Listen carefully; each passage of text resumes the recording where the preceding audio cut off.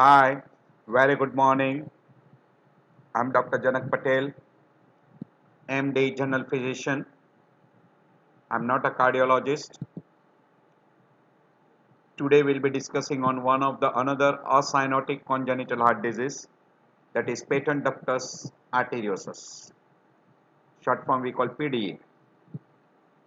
This duct usually becomes atrophic or we call rudimentary after birth, but if it persists, then we call that as a patent ductus arteriosus. As routine, we'll be discussing under definition, etiology, pathophysiology, clinical features, investigations, differential diagnosis, treatment and complications. So by definition, the duct remains patent after 3 months of full term normal delivery or after 1 year of premature delivery. Then it is called as persistent patent ductus arteriosus.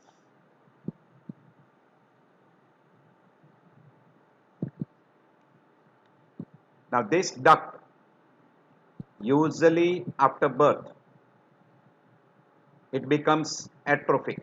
We call ligamentum arteriosum. But if it persists and if there is a blood flow through aorta into pulmonary circulation, then we call that as patent ductus arteriosus. There are two common terms which are being utilized. One, pre-subclavian and post-subclavian, PDA. Pre-subclavian means if duct is communicating from aorta to pulmonary artery, by and large left pulmonary artery, before a left subclavian, then it is called pre-subclavian. And if it is communicating after the origin of a subclavian, left subclavian, then it is called as a post-subclavian. Depending upon the size of ductus arteriosus, it is called mild, moderate and severe. Less than 5 square centimeter mild, between 5.5 to 1 it is called as moderate, and more than 1 square centimeter it is called as severe variety. Now depending upon the communication, there are different communication between aorta and pulmonary artery. The most common is between left pulmonary artery to aorta. You can have a right pulmonary artery to right subclavian. You can have a two duct communicating left and right together. You can have a left subclavian to a branch of a left pulmonary.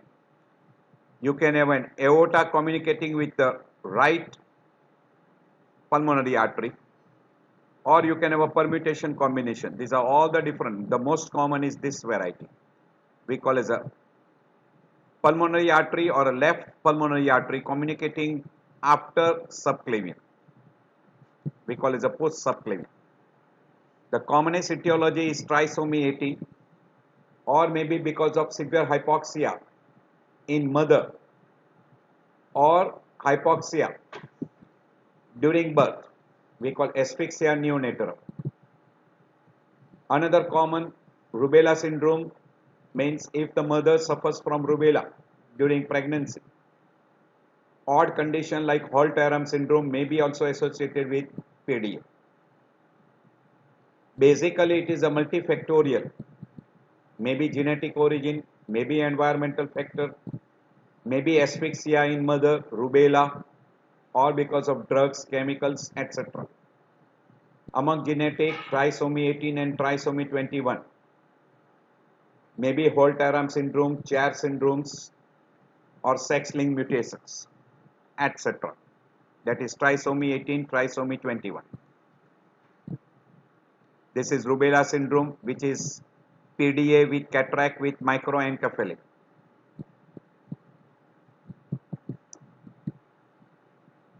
Patent ductus arteriosus usually allow the blood to be flowing from mainly post subclavian, that is from aorta into pulmonary artery, because aortic pressure is more than pulmonary artery. And if it persists longer, then we call that as a permanent patent ductus arteriosus. 90% of the time it is an isolated defect.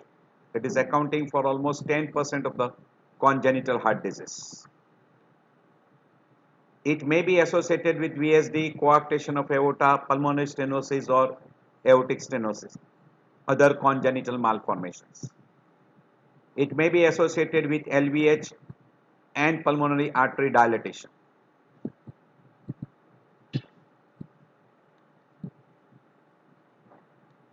%80 of the time in a premature, it is patent ductus arteriosus. Now, if we go through a pathophysiology, I'll explain in a very simple way. The pressure in the aorta is more than the pressure in the pulmonary artery. So, during systole, the blood from aorta will flow into pulmonary artery. Even during diastole also, the pressure in the pulmonary artery is less than that in the aorta. Hence, blood will also flow from aorta into pulmonary artery during diastole also. So, there will be marked increase in the blood flow into pulmonary circulation, leading to pulmonary congestion. Secondary to pulmonary congestion, there is a chance of repeated respiratory tract infection. Secondary to repeated respiratory tract infection, pulmonary vascular changes, pulmonary hypertension, more blood will come to LA, so there will be increased size of LA, left atrial enlargement, left atrial hypertrophy, more blood will come to LV, so LV will also undergo hypertrophy. All those blood from LV, this is oxygenated blood which will be going into pulmonary circulation via aorta. So less blood will go to descending aorta. This will be the typical features what will be occurring. The blood which comes to RA from superior vena cava, inferior vena cava to RV will also enter into pulmonary circulation, and this will produce more blood going into pulmonary.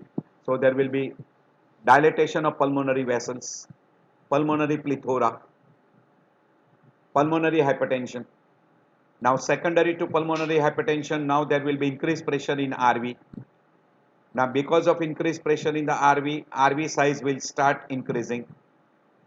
You will have a RVH, RA pressure will be elevated, and you will have a elevated pressure in superior vena cava and inferior vena cava, leading to symptom signs of congestive cardiac failure. When pulmonary pressure becomes equal to aortic pressure, now shunt will stop. As soon as the shunt stops, the murmur will also stop. It will lead to what we call as Eisenmenger. Now further increase in pulmonary pressure more than aortic pressure. Now shunt will reverse. We call Eisenmenger with reversal of the shunt. Now deoxygenated blood will enter into aorta, and that will circulate in the descending aorta, not in the ascending part and into the subclavians. Hence, person will not have cyanosis in upper limb face, but will have a cyanosis in lower limb and what we call as lower part. So that is called as a differential cyanosis. Secondary to differential cyanosis, person will have a cyanosis in lower limb. There will be no cyanosis in upper limb and face. This is classical features of differential cyanosis in Eisenmenger with reversal of the shunt. If duct is pre-subclavian, then you will have cyanosis only in right upper limb, and there will be no cyanosis in right upper limb. There will be cyanosis in left upper limb and two lower limb. This is also another variety of a differential cyanosis in a reversal of the shunt, which will be there in a pre-subclavian variety of a patent ductus arteriosus. So this is a normal circulation which we already explained before. Now in case of a PDA, the blood from aorta is flowing through patent ductus into pulmonary circulation. So pulmonary circulation becomes increased, dilatation of pulmonary artery. Secondary to dilatation of pulmonary artery and increased blood flow, we already explained pulmonary congestion, repeated respiratory tract infection, all that oxygenated blood, increased blood will come to ALA. So ALA will undergo enlargement and hypertrophy. LV will also undergo enlargement of hypertrophy. So you will have a big ALA, big LV. All that blood is going into aorta. So there is even a dilatation of aorta. Major blood will be entering into pulmonary circulation. Less blood will be going into further systemic circulation.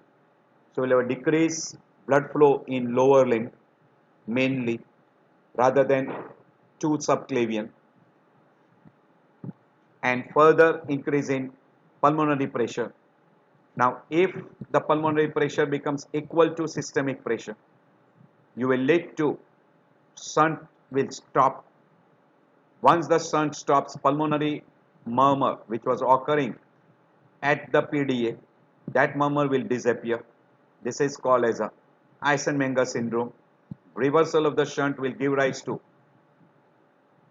differential cyanosis, congestive cardiac failure, right ventricular hypertrophy, right atrial hypertrophy, and right atrial pressure will be elevated. And there will be congestive cardiac failure and reversal of the shunt. Now this diagram will show you how exactly the blood is flowing in reversal of the shunt. So from pulmonary artery, if this deoxygenated blood starts flowing into aorta, it will be called deoxygenated blood going into aorta, reversal of the shunt. In a small size PDA, usually it is asymptomatic, but in moderate to severe variety, the person will have a increased pulmonary blood flow, repeated respiratory tract infection, pulmonary hypertension.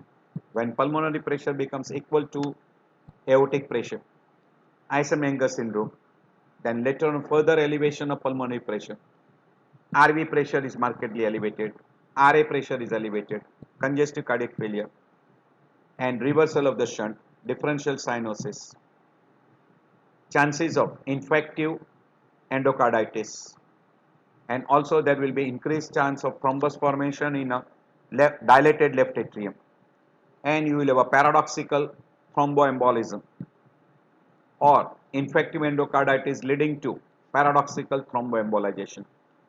That is, from left side it will go into right side, and during reversal of the shunt from right side it can go into systemic thromboembolism. So whatever we have explained, so small duct are usually asymptomatic. Moderate variety will start presenting in the form of a left heart failure, and in a severe variety you can have Eisenmenger syndrome with differential cyanosis, particularly in lower extremity and sometime in left upper arm if it is a pre-subclavian patent duct. By and large, as far as a murmur is concerned, you will have a continuous harsh murmur. We also describe as a machinery murmur, which will be heard in a left infraclavicular region, and radiated into the nearby area. This is because of the blood flow from aorta into patent duct via patent duct into pulmonary artery. And when the reversal of the shunt takes place, the blood will flow from pulmonary artery into aorta. But when the pressure is equal, the shunt stops, and you can have a bidirectional shunt, meaning the blood can flow from aorta into pulmonary artery depending upon the pressure gradients. So that will be what will be happening. So good examination in a child can make a diagnosis of which side the shunt is. It is left to right or reversal of the shunt after development of the pulmonary hypertension. On chest X-ray, you will have increased pulmonary vascular congestion, you might have what we call as LA and big LV, a big LA and big LV.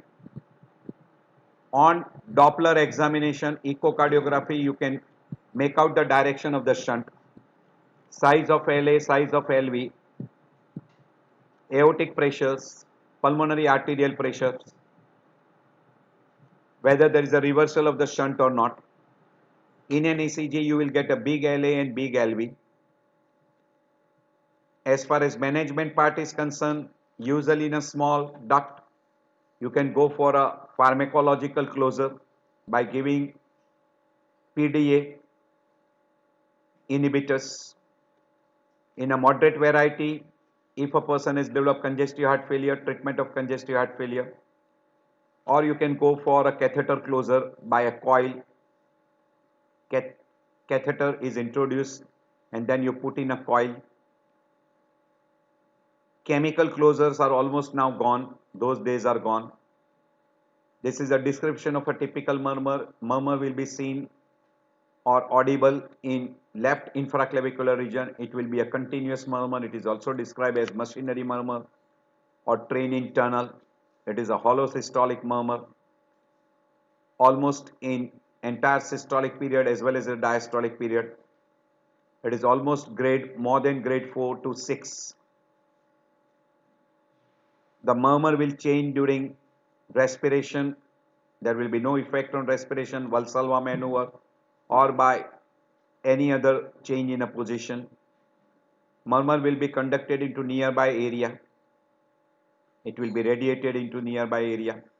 You will have an increased flow murmur at the mitral area, which will produce a mid-diastolic murmur, which is a flow murmur. This is typical cyanosis you can see in upper limb and lower limb. We call differential cyanosis. Right upper limb is usually spared. Left upper limb and two lower limbs are mainly involved. Good number of times there is no cyanosis in two upper limb. You will have a cyanosis and clubbing in lower limb only. We already mentioned in an X-ray chest you will have a pulmonary congestion, a big LA and big LV, and then later on in a late stage you will have a RVH. ECG will show you big LA, big LV. Along with that you can have a RVH. Echocardiography will show you the site, size, pressure gradients, presence of infective endocarditis, thrombus, LA, LV, the direction of the blood flow, or even presence of thrombus in LA. And if you do an angiography, it will give you the exact site of PDA and also other abnormalities. On echo also you can pick up other abnormality like VSD or any change in pulmonary artery size, etc. So those investigations are very useful. This is coil which is being utilized to put into a patent ductus. It is a catheter position, catheter method. By and large now open method is rarely utilized. In an ECG we have already told you, you will have a big LA, big LV, and RV hypertrophy you will see once the person starts developing a pulmonary hypertension. So this will be typical X-ray chest showing you a big LA, double atrial shadow, LVH, pulmonary congestion, and even you might see one RVH. So cardiomegaly because of LVLA, dilated pulmonary artery. Ascending aorta part is increased, so we also use about dilated pulmonary artery as well as dilated aorta. And echocardiography will give you a lot of idea regarding the site, size, variety of patent ductus arteriosus, pressure gradients. You will also be able to know the size of patent ductus arteriosus. Other abnormalities also you can detect by ultrasonography, or we call it as echo. ECG will show you more of LA and LV, and once the right ventricle starts hypertrophy, you will have a signs of BVH. You will have to differentiate from ASD and VSD and other congenital anomalies. Small patent ductus arteriosus may not require treatment, but if it starts producing repeated respiratory tract infections, then either medical closure or transcatheter closure. By and large, open surgical closure days are gone. Infective endocarditis prophylaxis may be given. There is a role of COX-2 inhibitor for what we call as a medical closure. Percutaneous closure is the best method where you use a coil. This is a coil which is being utilized. Surgical ligation, clipping and then division is very rarely utilized, where you cannot do a medical closure or a transcatheter closure.